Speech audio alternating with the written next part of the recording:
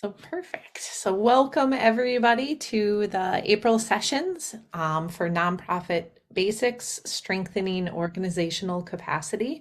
For April, our topic is data management and choosing what works. We're going to spend some time here today with Allison and Kelly, which I'm really excited for. You can go to the next slide. This is just a funding disclaimer that the views expressed in here today and in the written materials do not necessarily reflect the views of the Department of Health and Human Services. Next slide. And always, if we want addiction destigmatized, we need a language that's unified. So we want to be sure to use person first language in all of our affairs. We never want to describe somebody as their disease or diagnosis. Thank you. This is a pathway to receiving personalized, what we call technical assistance, which is just a way of saying support, resources, help, guidance, all that good stuff. And so through the Peer Recovery Center of Excellence, you can submit a request for technical assistance.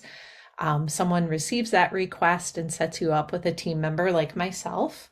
And we just do an introductory call. We discuss what your needs are, and then we bring in consultants to help support your work. Next slide, please. And then housekeeping, you probably saw a moment ago, I hit record. So today's presentation is being recorded. It will eventually get posted to the Nonprofit Basics landing page, where you can go back and watch the recordings and all the recordings of the 8 sessions that we're hosting, 8 different topics we're covering. We would love it for those of you who can to come in with your videos on. This is going to be an interactive session, and so it helps all of us presenters if we can see your smiling faces. When you're not speaking, try to keep your line muted, and if you unmute to respond to a question or add feedback, try to identify yourself by your name and your work area so others can also recognize you. Use the chat to talk to each other, to post questions, to make comments. Allison told me she loves a very active chat, so we'll keep the chat going.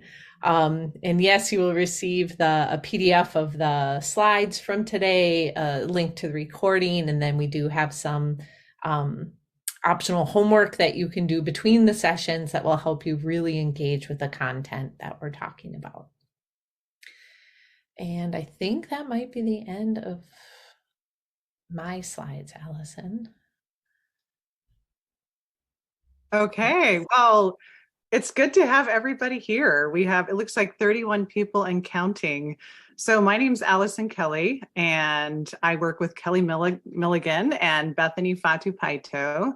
So they're part of our team at Allison Kelly and Associates, and we do a ton of really fun work with data and evaluation and research, writing, and training.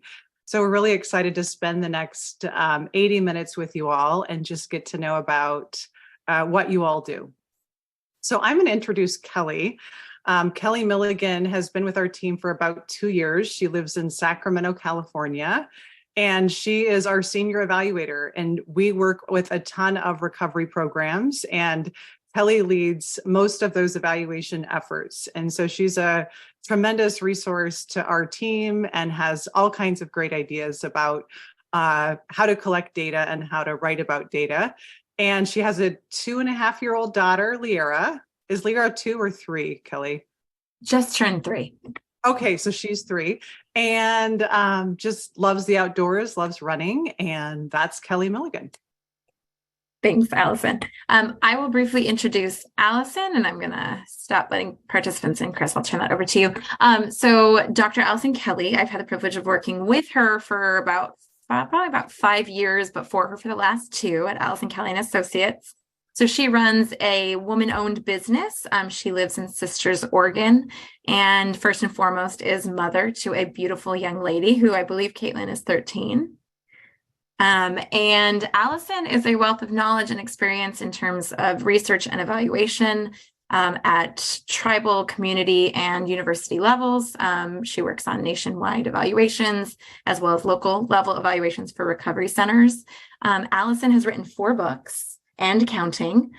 So you can read her books, one of them being Treatment Program Evaluation, Public Health Program and Evaluation, and then a recent publication about trauma and healing. So I'm really excited that she's going to help facilitate today's discussions and training. Thank you guys for having us. Yeah, and so our last team member, Bethany, and Bethany, I didn't know you were going to be here, so I'm so glad you're here. Bethany has 5 kids. She's from Billings, Montana. She does all of our TA and grants management work and is supporting this training with us and lives in Billings, Montana. And I think I've known Bethany for at least like 17 years and counting. It's been a long time. We've grown up together. So that's our team. That's the 3 of us. We have more people that work with us, but that's who showed up today. So we're excited about that. So one of the things we want to do today is just kind of talk a little bit about data, and data is everywhere and everything. There are a million ways to collect data, especially in recovery organizations and nonprofits. And so we want to talk about that today and just kind of hear from you all. We have 3 breakout sessions and a Kahoot. If you haven't played Kahoot, you are in for a treat. You're going to want to go home and tell your family, let's play a Kahoot. It's that much fun. So you'll need either a cell phone, like an Apple iPhone, or you can also use the computer to play the Kahoot. So we'll talk a little bit more about that in a minute. And feel free to unmute your line. Don't wait for questions until the end. Like if you have something to say, would love to hear from you all. You all know a lot about data as well. And so these are some learning objectives. We really want to talk about recovery asset and resource maps, what that looks like, and then also just reflect on data, like overall within your organization, what you think about it, like what you need help with. And all of this will kind of inform the second learning session. We hope that all of you come back to that. I mean, why not? That's going to be in a couple weeks. And so that's what we've kind of put together for today. One of the questions that students, programs, people ask, like, why do we need data?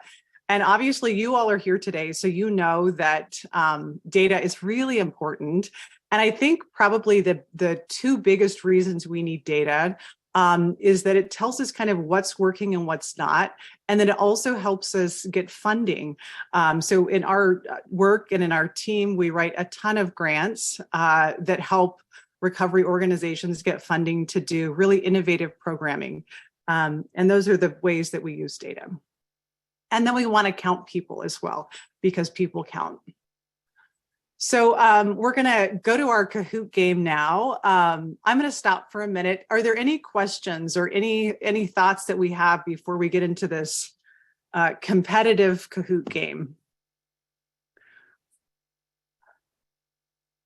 And if you don't have any questions, I'm going to stop my share for just a second. And I will start it now. Let's see here. Takes a little bit to transition. So I'm going to give you a pin. So if you haven't done so already, if you can type in kahoot.com, that's going to be the platform that we're going to be using. And there's some really cool music that's going to come on. You'll have it in your head like the rest of the day. Let's see here. So the game pin, so after you get to kahoot.com, you're going to want to press this game pin. So it's 402-7568. There's also a QR code that's right here. And I didn't try it, but I think you could probably scan that in your phone and it would pop up that way too. And you can put a nickname in, you can put a fake name in, you can put a movie star name in, you can do whatever you want. We have Dr. Nick, I love that. Bethany's on with a cowboy hat and that's so fitting, and Billings, Montana, love that. So we have 32 people in the room. And I usually like to go for like 95% participation. So we'll wait just a few minutes. Enjoy the music while we're getting everybody lined up. And if you're having problems getting into Kahoot, like if it's not working, feel free to type what your problem is in the chat box and we can try to address that. And then maybe you're just not feeling it at all, like you don't want to play. Let us know that, and then we won't wait for you. So we have a cat that just graduated from college, might have gone to University of Washington with a purple and gold hat. I don't know. Jackie's got her headphones on. Okay, let's give it like, we have 20 people, so maybe we can go to like 25 and then we'll start. And I don't know about you all, are you enjoying the music? Can you hear the music? Hopefully you can.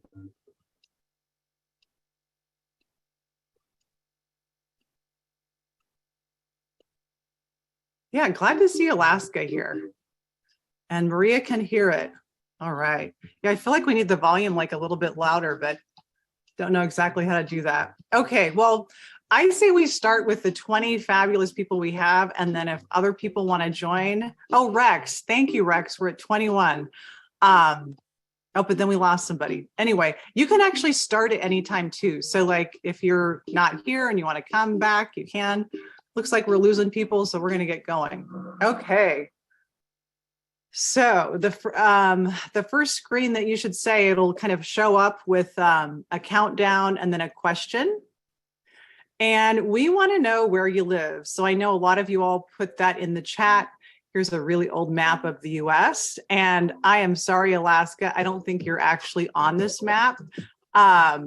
So you could maybe put that down in the, or actually it'd probably be way up in the top there. I don't know. So, but take a pin and drop it in the state that you're in, unless you're in Alaska or Hawaii or in a place that's not in the lower 48.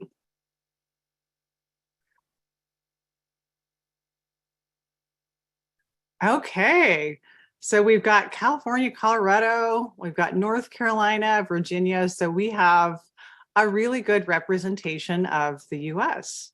I'm surprised there's not anybody from Texas, but that's okay. We've got Minnesota, Maine. Is somebody from Canada? I see that red marker all the way up in the Northeast. Well, if you're from Canada, we're glad that you're with us. Okay, so that's who's in the room. Hopefully that worked for you. If it didn't, let's check out the next thing we want you to respond to. So what types of data do you collect? And this would be like in your current position, you know, the types of data that you're seeing, or maybe you're not collecting any data right now, but you want to, and you just type your response using your phone or keypad.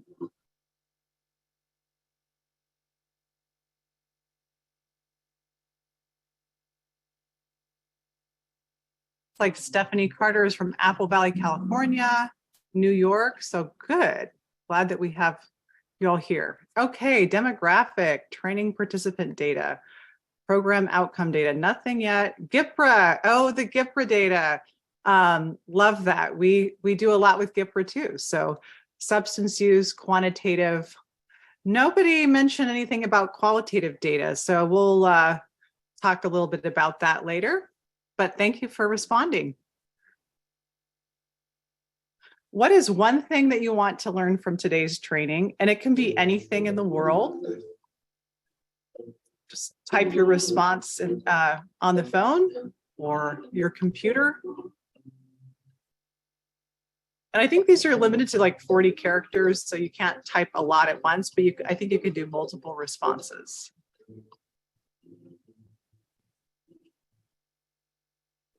And if you're just joining us and you want to get in on this really fun game, there's a Kahoot and game pin below. You can join at any time. We'd love to have you. So we have lots of good stuff coming in. So like how to collect data, compliance guidelines, best practices, new data sources, easy, reliable data. I like that. Other approaches, different collection, data management software. Data management software we'll definitely get to in session 2. Lots of ideas on that. So these are all really good things that you want to learn. And I think that we're going to actually cover some of these today. So that is really cool. Okay, what is the number one thing people need to recover? And this is based on your experience. It can be based on your own personal experience and recovery journey. It can be based on what you've seen in your practice, in your recovery organization that you work in. It can be based on maybe the latest research that you've read. So take a few minutes to type your response.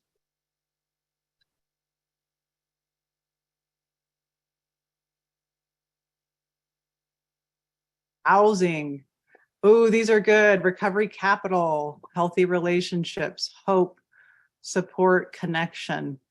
Okay, lots of community stuff. I love that. And if you have something you want to say and it didn't fit in the box, or if you want to just share in the chat box, we'd love to hear what you think the number one thing is. And of course, we know it's just not one thing. Usually it's multiple things, but I always like to say, like, if you could only pick one, what is it? So thank you for putting those in there. And so these things that you wrote in the chat become really important data points and things to think about, like how would we collect data on these things? So this is exciting. Okay.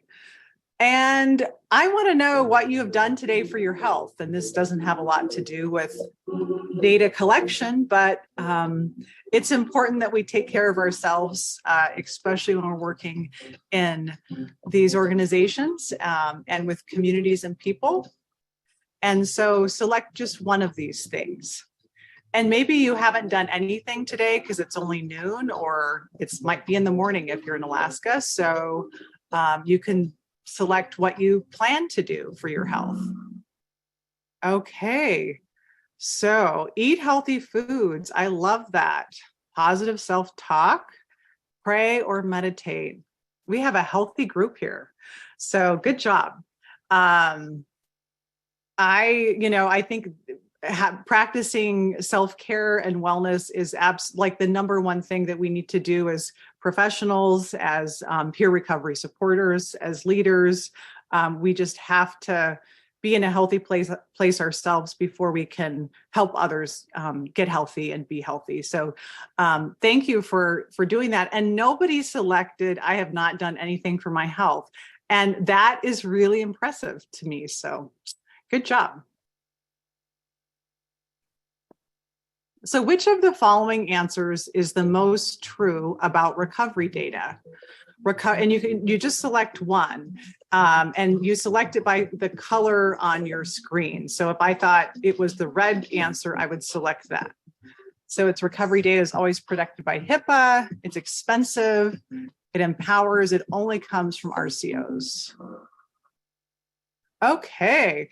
So 9 people selected the correct answer, or the most correct answer about recovery data. It's definitely helpful for funding. It can be very empowering and identifies needs. Oh no, okay, and Steph Osberg in Canada said, is anybody else being asked to pay to join the app? Steph, I don't think so. I don't think you should have to pay at all. And I guess if they're asking you to pay, maybe you can just play in the chat box. I've never had that happen, so I'm sorry about that. Good to know though, maybe it's a Canada thing. Okay, so here's the scoreboard for the questions that had answers that were correct. Looks like JB is in the lead. Allie's number 5. Okay.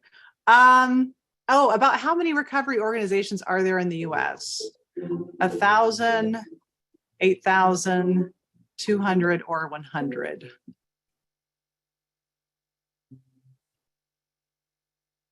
And you could cheat and look this up. I don't know. I just did this yesterday because I had no idea how many RCOs there were. Hopefully it was a reliable source, but you can see there's a spread in the responses. So we'll see where we land here.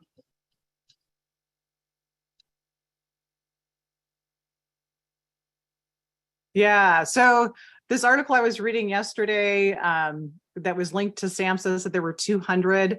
I think there's a lot more depending on how authors and agencies defined RCOs, but that was what the correct answer was for that.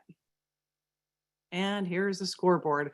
Looks like Johnny Mike is in the lead, and Dr. Nick, Jess, and JB Aloha are right behind him. Okay. And here's the true or false. The financial cost of substance abuse exceed more than $1 trillion a year. And that cost includes crime, treatment, loss of productivity, et cetera. Is that true or is that false?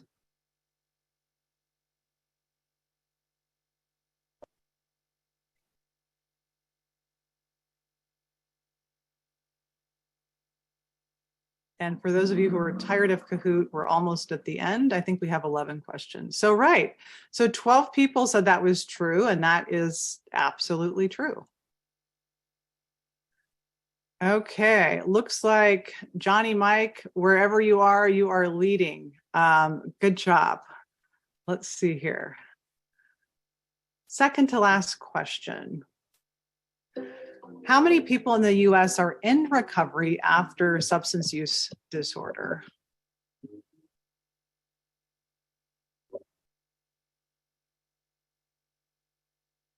Okay, 10 million. And for some reason, I think it's 22 million, but I might be mixing that up. I hope maybe Chris, can you check that to see if it's 10 million or 22 million? I think maybe the wrong response was selected. No, it's 23 million is the number we use, and that's people who identify as being in recovery. And we know that there's a lot of folks in recovery that don't identify as being in recovery. So it could be 50 million. Right. Yeah. No, I love that. And then it depends on, how you define recovery. So yeah, it is 22 million. And so the 7 people that selected that are absolutely right. And the one person that selected 10 million, I'm really sorry, but that is, that's wrong. So, but now we have that. So, okay. And the last question, how comfortable are you with recovery data? And this would be, if you're not collecting it yet, like how, maybe what you're thinking about it, like I am not comfortable at all, or not sure maybe. And you can be totally honest because that's just how we roll. Okay, so we've got a nice spread of data here. So we've got 2 people who are very comfortable. And for you two, we're going to be asking you to co-lead this discussion today. No, I'm just kidding. But I'm glad that you're really comfortable with it. That's always the goal, like not to be intimidated or overwhelmed. And then 5 people are comfortable. And then we've got some people that are not comfortable and not sure. And that is the end of our Kahoot, I think.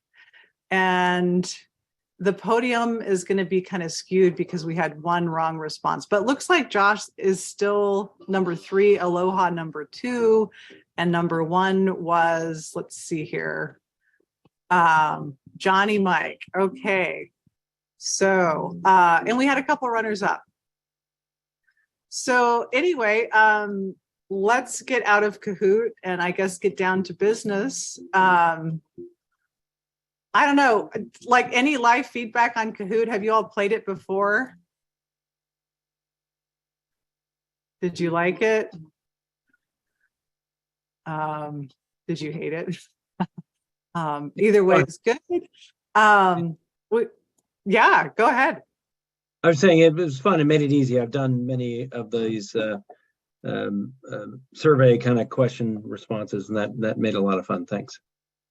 Oh, yeah. Thanks, John, for sharing. And I'm glad that you enjoyed it. It feels a little bit elementary, but I do it with my college students. They love it. I love it. I don't know.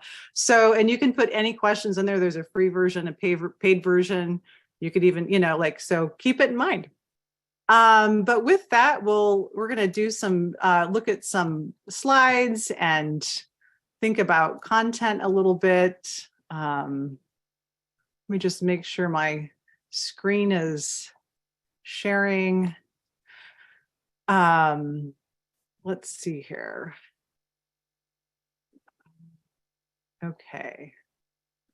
So that's my Australian Shepherd. I don't know if we have any dog fans in the room, but certainly love animals. And thanks for being here. So we're going to talk a little bit about data, and we have 90 minutes, and we have less than that now. So we're not going to cover everything, but we want to get just kind of a conversation going about data and think about the different ways that we manage data and use data. And so this circle is based on the treatment program evaluation book that I wrote. And just this process that we go through and thinking about how we interact with data, like how we use it for understanding, evaluation, and even to look at effectiveness. So that'll be used a couple times throughout this slide deck. And right at this time, we're going to go into our first breakout session. And we had these scheduled for 15 minutes, Chris and Kelly, but I think maybe we can do 10 minutes just because the Kahoot took a little bit longer than I thought it would, if that's okay with you. So basically, Chris is going to divide us into 3 breakout sessions. And if you've never been in a breakout session, what happens is Zoom just automatically puts you into a room, and it'll be a room just like this, but it'll be with 1/3 of the people that are here. And in that breakout session, Chris and Kelly and I are going to talk about data, and we're going to ask you to describe a problem at your recovery center. Or maybe you're not working at a recovery center, maybe you're working at a different organization. So if you're describing a problem there. And we want you to think about how did you know it was a problem? What data sources did you use to maybe investigate or document the problem? What's causing the problem? And then how did you decide on a solution? And it might be that you haven't gone through each of these steps yet. But maybe you just select a couple. And so I'll give you an example from one of the recovery organizations that we work with in Wyoming. And this is just one example, but there's a million. So we had heard that there was a lot of fentanyl that was coming in to the area. And this was kind of word on the street. It wasn't anything that we actually had seen like in the data or in participants coming in. So we knew it was a problem because we had heard this. And the data sources that we used to kind of look at this problem were ODMAP, and that's a national database that collects all of like the overdose instances throughout the nation. And it talks about the type of substance that was used and like if Narcan was administered with the response. And so we looked at trend data over like a 3 or 4 month period to look to see if fentanyl was the suspected substance. And we're still deciding on the solution, but one of the things that we're doing is working with the state of Wyoming, and they have a state opioid response grant. There's also like 98 funding that is supporting people who are in crisis. And then there's going to be a mobile outreach effort that's going to happen with this new van that the Recovery Center has purchased. So that's kind of an example that I can give you just off the top of my head of a problem that we're using data to solve and to kind of to think about. So I invite Chris to break us into breakout sessions. We'll be there for 10 minutes. And then we'll come back as a group and then maybe just share 1 or 2 of the stories from the sessions. Perfect. So here you go.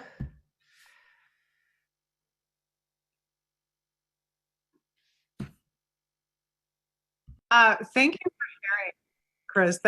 Those are huge. I think we could develop like a whole maybe 4-year degree on that. I don't know, like that's a huge challenge, like thinking about that. So hopefully we can really tailor session 2 to address some of those concerns, because I really realize that not everybody, like has a PhD in statistics. I mean, you don't need one. You don't need any degree like that. Like, I think it's about keeping it really manageable and something that you can do, that anybody can do, and making it fit for the work that you're working, where you're working. And there's a note in the chat from Dr. Nick, and if you wouldn't mind unmuting yourself and just sharing like what you put in the chat box, Dr. Nick. Good to have you here. Hello, everybody. What I shared there is a white paper from William White. Bill White's a pretty prolific writer in the recovery space and an advocate for the idea of recovery capital. And he provided a way that people can measure recovery capital in a uniform way. I believe the measure that I shared is a 50 item assessment. It's not clinical, and it doesn't result in any form of diagnosis or any form of categorization of a person. It is a quantitative way of basically enumerating how many types of areas of the person's life where they have recovery capital, with a higher score indicating more recovery capital resources. And my organization used it in the past. We're not currently using this measure now, but it was very helpful, and we used it as an outcome measure to see if our clinical services were actually having any impact in people's lives in a meaningful way.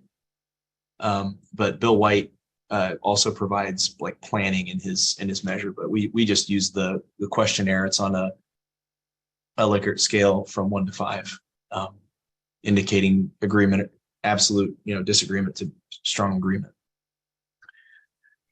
I love this. I love that you shared it, that you're promoting William White. He's one of my favorite authors. And so tell us, Dr. Nick, like, what did you find out? I mean, I always think like, why collect data if you don't find anything meaningful, or like, you've got to do something with it. So what was it helpful in answering that question?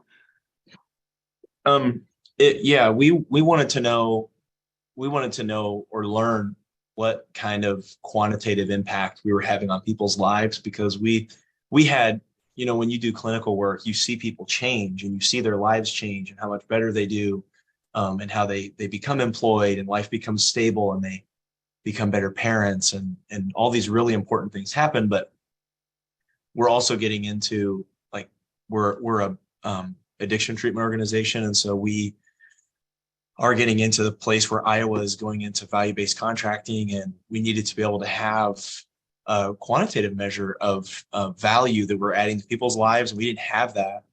And so we were using the ARC assessment of recovery capital. We were using the ARC to quantify that, to be able to show, for example, an insurance company if they would say like, what value do you add to your members in my region? Well, so we can show that, like, hey, on average, individuals that are diagnosed with an opioid use disorder that are 60 days in an outpatient setting can expect to improve this many points on the ARC, or over so many days, so many weeks or months. And so it was really a stepping stone for us, because we got into like a more sophisticated measure of outcomes using the daily living activities 20 questions, but we're not using the ARC any longer. The thing with the ARC is it's really time intensive. It's like 50 questions, and a lot of clients are like exhausted after that. I mean, that's just a lot of questions to ask somebody, and it's all very positive, but it's just a lot of material. So we abandoned that measure, but I think like in recovery coaching settings, and like RCOs could be more helpful, just because maybe in those settings you're not, like in our setting, it's like more kind of a medical model, and we have like tons of questions we have to ask people. You may not have that many questions, and so that would just be kind of like your questionnaire, where you show how your RCO is actually changing lives. It could be an outcome measure. Well, thank you for sharing that. It looks like there's some positive feedback. Daryl said it's a great tool. One of the things we talked about in our session was just like, the method that you're using to collect data. So with that 5-point Likert scale and the 50 items or whatever, was that a paper form? Was it online, Dr. Nick? Or like, how did you collect that data? So the method of collection was that the ARC was actually administered via a Google Chromebook. So in our setting, we administer a lot of our assessments, like the patient health questionnaire 9, the ACEs questionnaire. Many of those we do electronically. So our clients will come in and complete those on a Chromebook, and those assessments will go through a end-to-end encrypted portal directly to our electronic health record. We just attach them to the client's chart. So the client has a way to interface with the questions, that they don't have to look at somebody and talk about their trauma in that way, which, if they're a new person to treatment, can be really uncomfortable and off-putting. So that's how we did it. We did the ARC the same way. So the person answered the questions for themselves to tell us where they were at. It's definitely has its downsides. You have the concern about the self-serving bias. And so that's a concern. But on the other side of it is when you take the clinician out of that, there's no pressure for that person, also that sort of social bias there to please the counselor. And so, if they give a report where like they're not doing that well and they're not improving, they may not be afraid that counselor is going to be disappointed with them, and so they can answer those questions honestly. I thought that was a really great benefit of using that electronic method. And so that data was all available in our electronic health record, which I could export to a comma separated file and analyze. And I could do analytics to show, by counselor, by program, how were clients improving from the first to last assessment on recovery capital.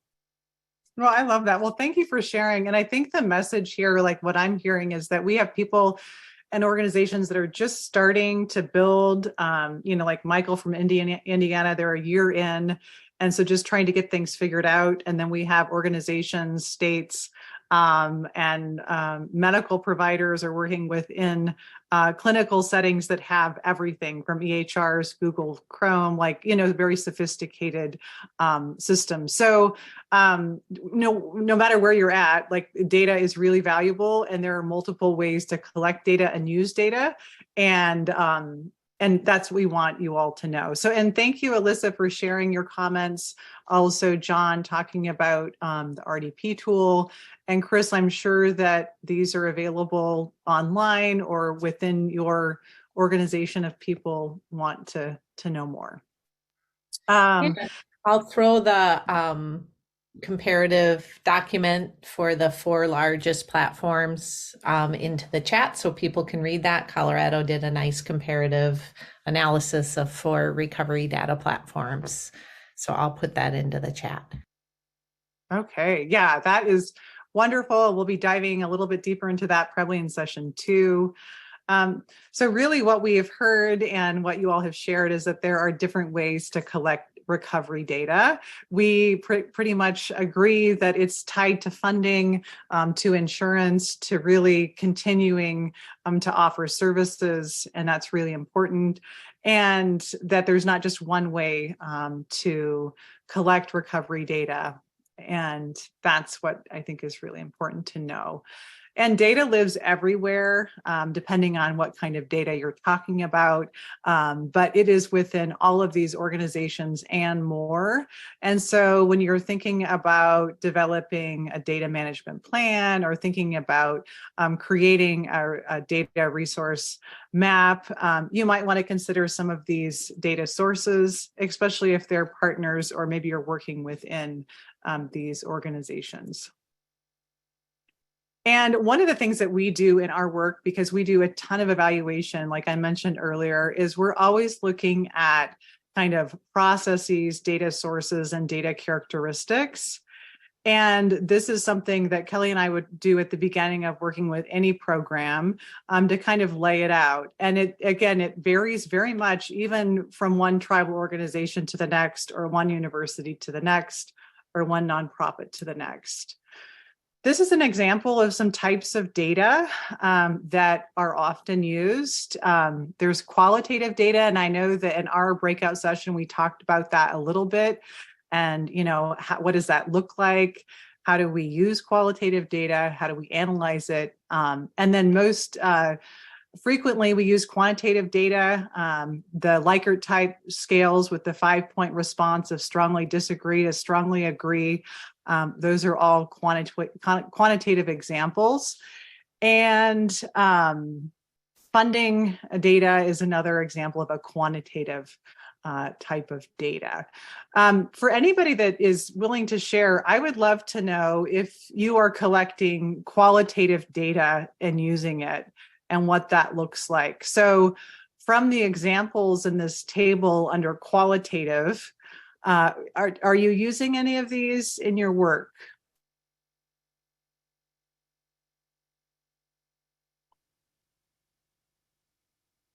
Do you do interviews, observations, any focus groups, art,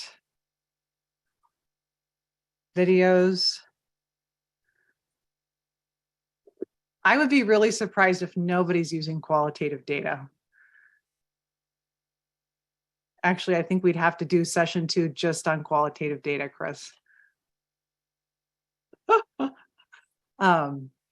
Okay, Qualtrics, we collect a lot, but we do not use.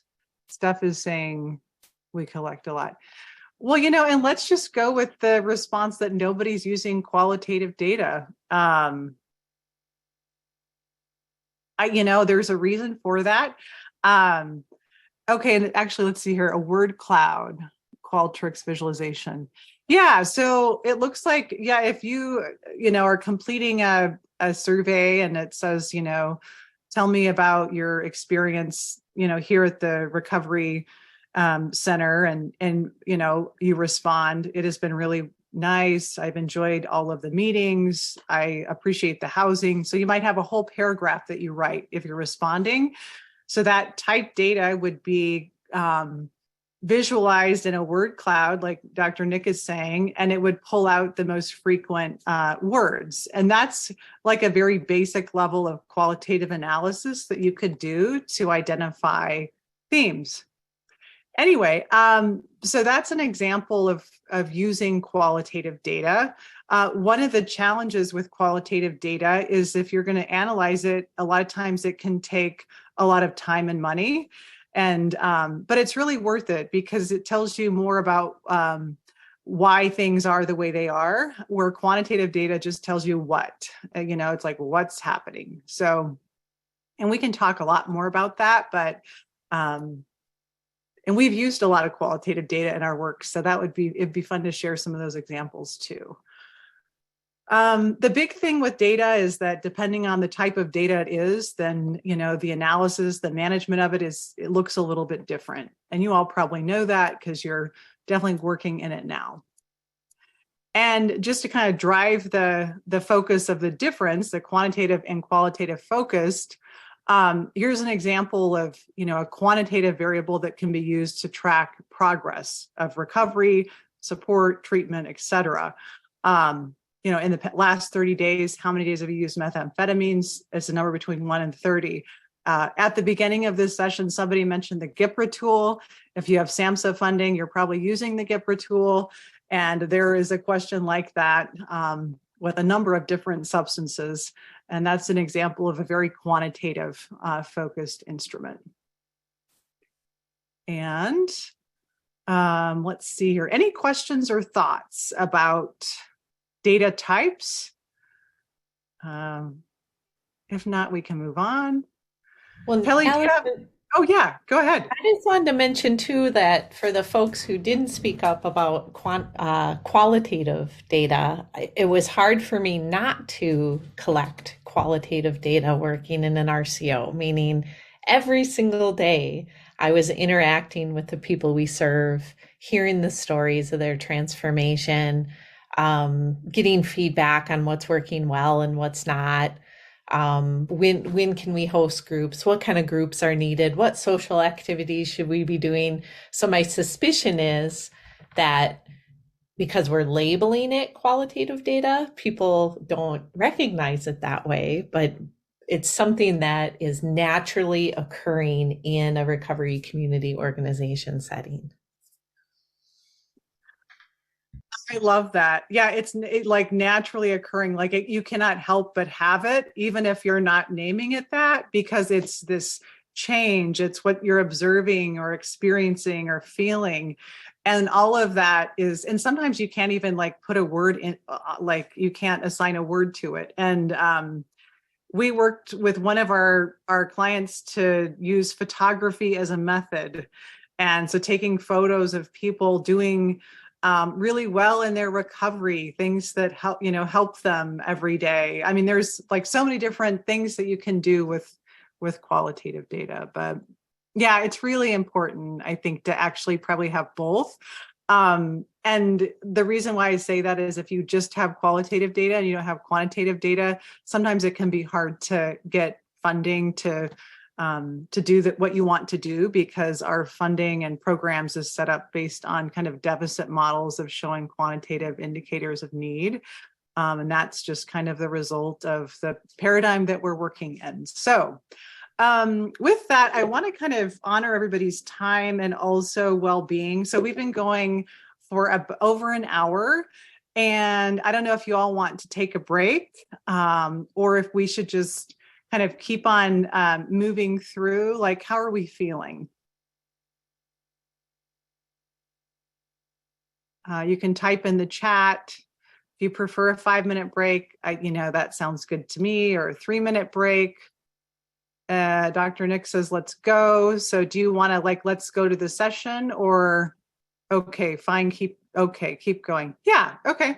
Well, so with that in mind, and this really builds on what we've been talking about just in the last several minutes, but thinking about the kinds of data that you use and then why you collect the data that you collect. And so, for example, like I've mentioned before, we have a ton of SAMHSA grants we evaluate. So we use a lot of our GIPRA data to really document like how people are doing, to document change from baseline to follow-up, to look at recovery capital, to look at social support, housing, attendance at meetings. And the reason why we collect that data is because we have to. SAMHSA tells us that our funding is tied to that GIPRA tool. And so we collect it because we're forced to. So that's an example that I have. You all probably have examples as well. So with that in mind, let's go to our second breakout discussion.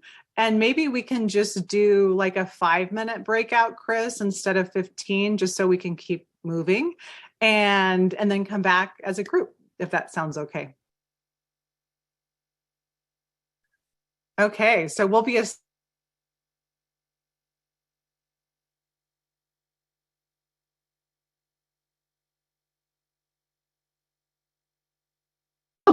recording. There we go. It's sort of like the Siri lady. We talked about the fact that where we live is extremely challenging to find housing, and we have a transitional housing program where people can stay up to 18 months.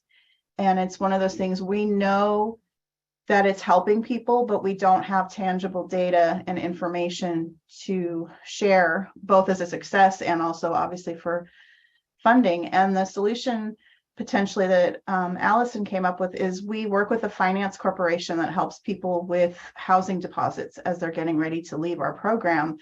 And we came up with an idea of using, when I see those check requests, working with the case manager to follow up with the person to get a little just brief, open-ended, what did this money mean to you? What did the program and being in our services and now this opportunity to move forward, how has that helped you? So you get the human aspect, but also have a date range, because we'll have their intake and discharge of how long they were with us, how much they received, and hopefully the impact it had. I love that. I hope you could do that, Stephanie, and then email me and let me know how it went. Absolutely. I'm going to follow up with our executive director as soon as we get off. So thank you. Well, you had all the answers, so I'm glad. Anybody else? I know we're kind of winding down to the lasting 15 minutes or so of our session, which has gone by way too fast. But Kelly and Chris, do you all want to share anything, or anybody from your groups want to share?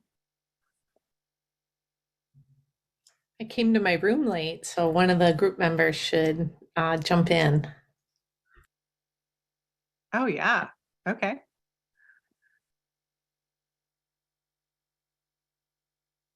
It'd be Wendy, Dr. Nick, Daryl. Jerica doesn't have a voice, or James.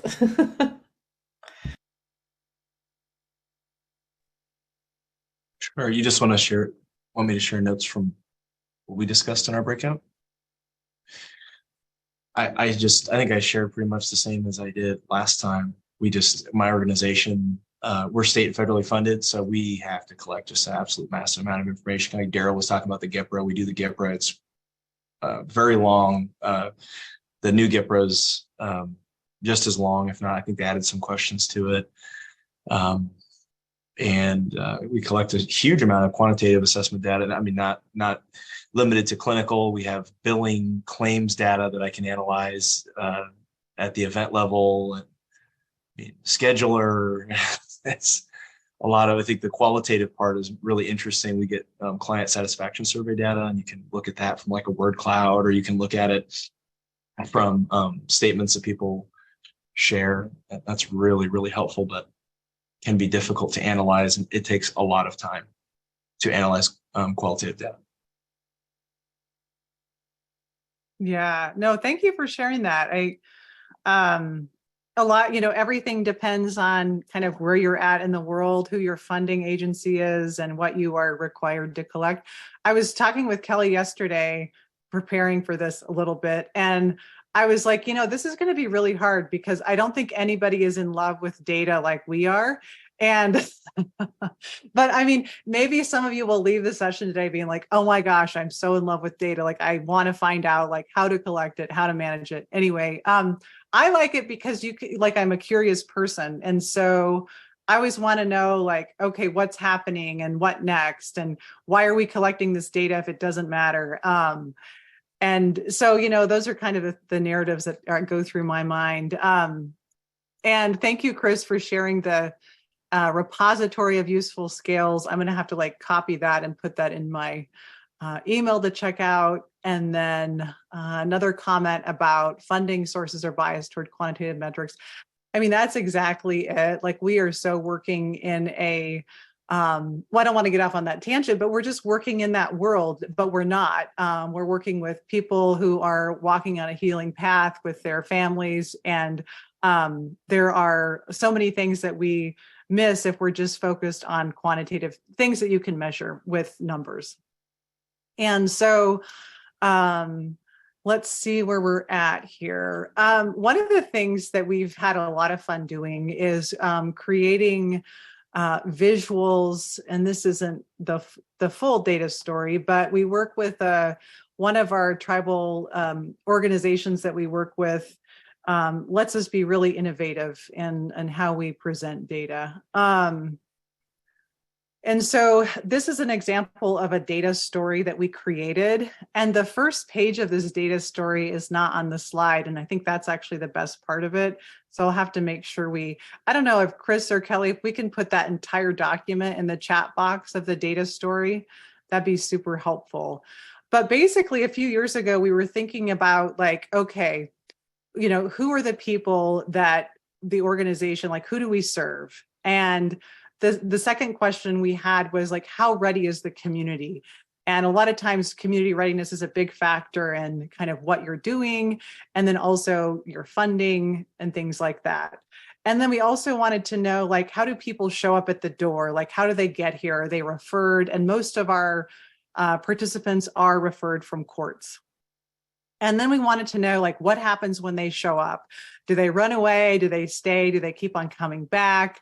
What kinds of assessments are given to them? and then what are the characteristics of those data. So you can see like this process that we mapped out of what happens to people and the kinds of data that we collect when we're working with people at this certain recovery organization. And so we're really excited about kind of sharing this approach and then supporting you all and thinking about creating a data story that really represents the work that you're doing or the organization that you're working in. I know we don't have 15 minutes for this breakout session. We probably won't do another breakout just because I think we're running out of time. But this is what we wanted to walk through with you. And maybe we could do that just as a group for fun. And thank you, Kelly, for sharing that data story with everybody. We have an amazing design team. So one of the things that somebody mentioned was like, this is, I think, Chris, you said like, this is out of my wheelhouse. Like, I don't have a degree in data. Well, we kind of feel the same way about design. We don't have degrees in design, but we have a great team of graphic designers. So that's something to think about, I guess, when you're thinking about data. So I would like to have one volunteer, somebody to walk through these kind of questions with me, and maybe somebody we haven't heard from today. I'm looking at James Gannon because I really like your hat. I'm a hat wearer. I try not to wear hats like if I'm doing something like this, but on most days it's a hat. So James, would you be willing to walk through these questions? Sure. Okay. So, well, first of all, where are you calling in from? Where do you work at? I'm in Colorado. I am the director of programs with Advocates for Recovery Colorado. We're the statewide recovery community organization. Okay. Okay. Very cool. Glad that you are here. So, who are the people that you serve in your organization? Primarily all of our funding, like we really focus on the indigent population throughout Colorado, but all of our services are free for anybody seeking or are in recovery from substance use issues. Okay. And how ready are people when they show up at the door?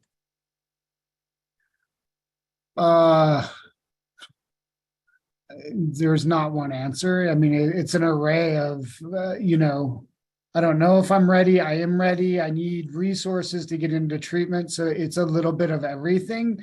Primarily long-term engagement is definitely like people that are actively and sustaining their pathway of recovery. Okay.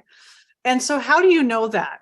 How do you know that it's a range? Like, how do you know that there's such variability there? Do you have data you collect that tell you that?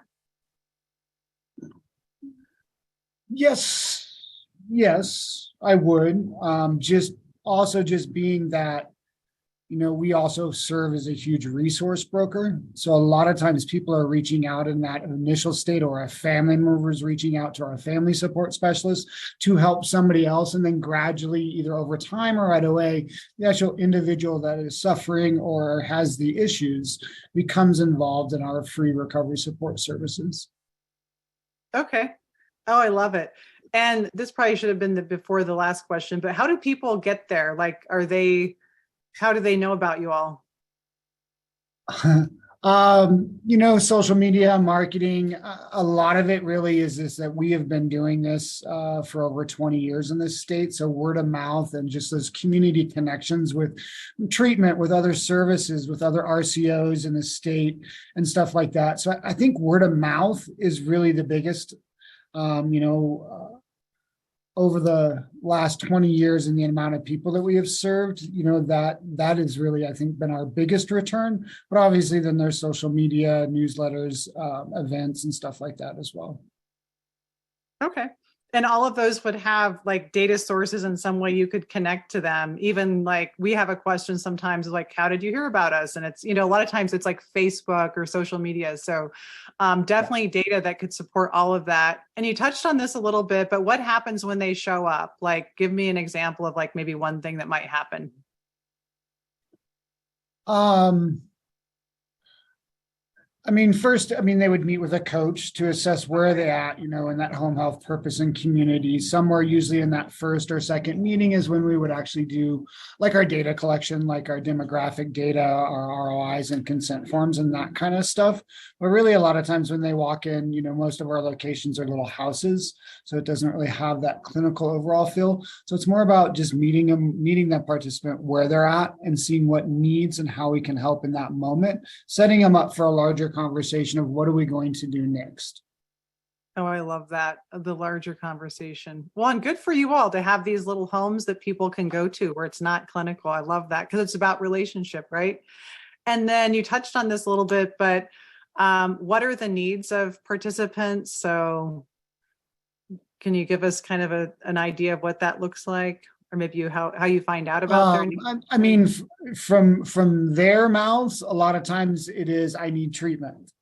Here, and I have to assume it's everywhere, like the wait list to get into a treatment bed, especially if you have Medicaid, it's a long time, so we really work with them on understanding that, but then we also work from the standpoint of the opposite of this disease is a connection in the communities that you live in. So why we're waiting or in lieu of what are we doing to connect you to a positive, supportive, non-judgmental recovery community to start sustaining recovery before you go to treatment, or maybe you never do. Right. Oh, I love that. It sounds like you all are doing everything right, James. So good job. I don't know about that, but we try. And then what happens once they begin receiving services or building those connections?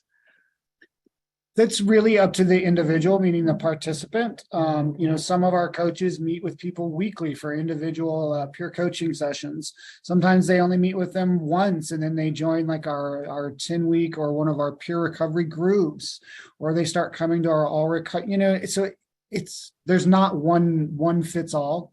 It's really about meeting them where they're at, knowing their needs. I think in a perfect world, a participant would meet with a coach, and start working on our recovery action plan to start to identify their recovery capital needs, where they want to go, what they want their life into recovery to look like. And then they really do stay engaged with that coach for, I would say, anywhere from 3 months to a year. And then by that time, they're pretty solidified, whether it's in our community of recovery or just the multitude of different pathways of recovery here in the Denver and Colorado area. They've really kind of found their home, if you will.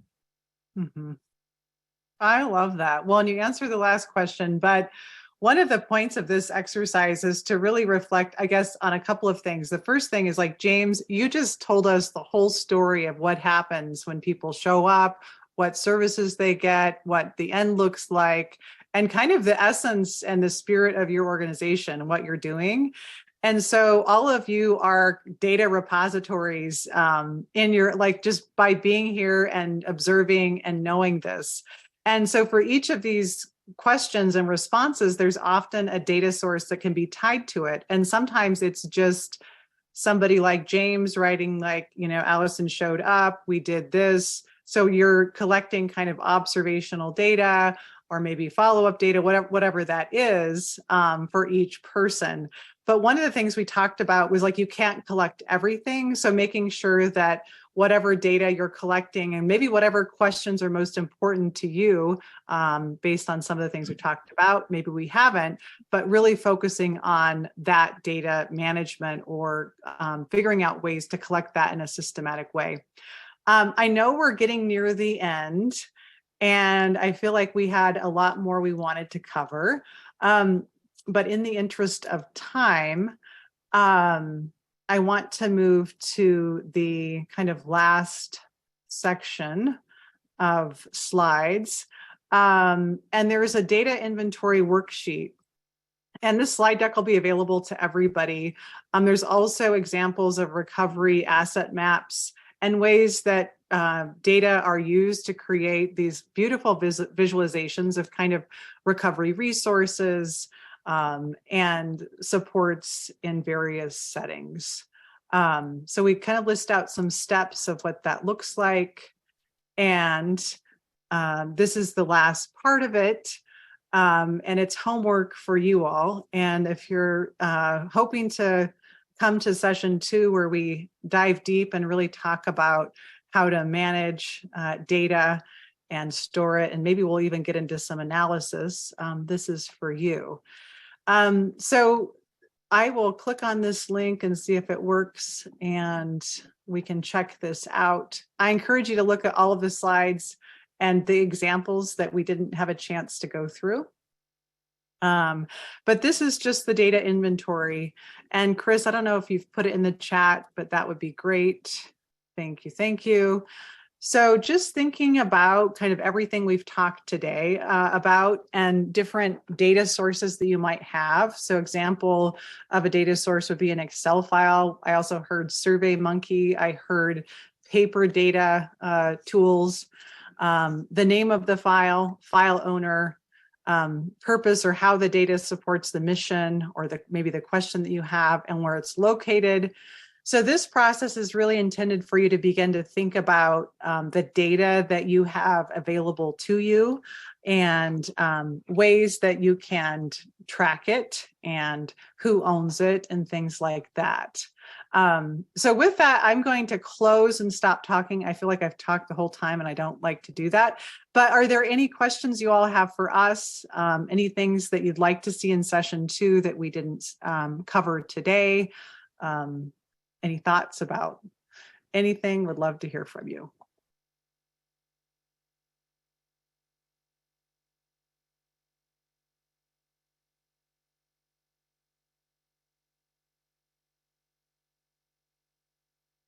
And we're right at 11:30, so you all might just be ready to go. 90 minutes on Zoom is, I think, way too long. I don't know. But thank you for being here. I really appreciate it. Our next session is April 25th, same time, same link. And I'll send out some information in between in case you weren't able to upload or click any of the links in the chat. And looking forward to seeing you in a couple weeks. Thank you. Yay. Thank you. Thank you, Chris. Thanks for being here.